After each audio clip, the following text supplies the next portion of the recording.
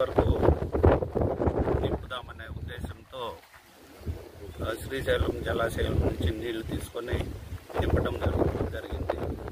FRL కంటే కొంచెం ఒక పాయింట్ కిందనే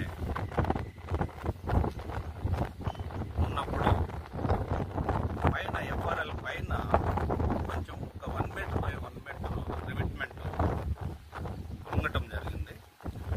దాన్ని మనం టెంపరీగా రబ్బుల్ అండ్ సాయిల్ వేసి నింపేసినాం. ఫర్దర్ డ్యామేజ్ ఏం జరగకుండా దాన్ని నింపడం జరిగింది.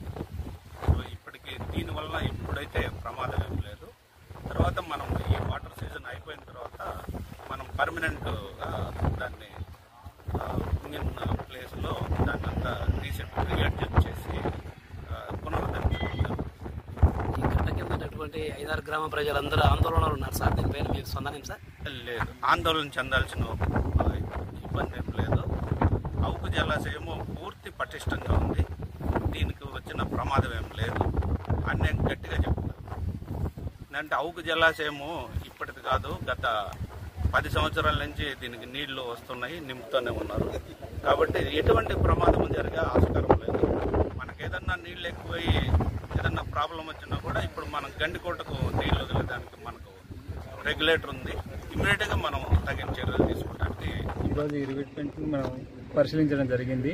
ఈ కుంగిన రివిట్మెంట్ ఏదైతే ఉందో మనకి ఎఫ్ఆర్ఎల్ లెవెల్ పై భాగంలోనే కుంగింది కాబట్టి ఎటువంటి ప్రమాదం అయితే లేదు.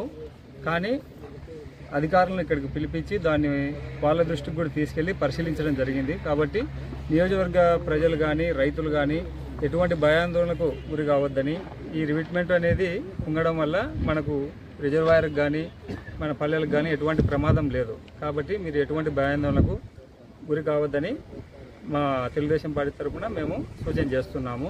అలాగే దీన్ని ఏదైతే కుంగిందో ఈ రివిట్మెంట్ను తర్వాత ఈ పంటలు అయిపోయిన తర్వాత సమ్మర్లో దాన్ని శాశ్వత పరిష్కారం తీసుకెళ్లేలాగా మినిస్టర్ గారి దృష్టికి మన అవుకు మండలం తరఫున తీసుకెళ్తామని మేమందరికీ మనవి చేస్తున్నాము.